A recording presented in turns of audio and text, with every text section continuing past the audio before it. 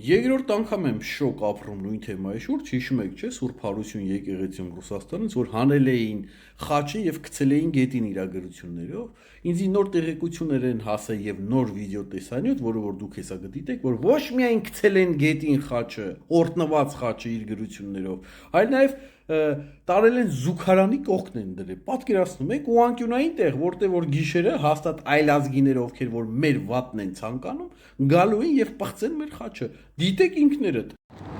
Սուրբ Հարությունը, այստեղից խաչը հանած, քայլում ենք։ Սա զուգարանն է, զուգարանի կողի հետ տեսնում ենք։ Մի քիչ հավաքել են կողքերից, մեշոկները չկան։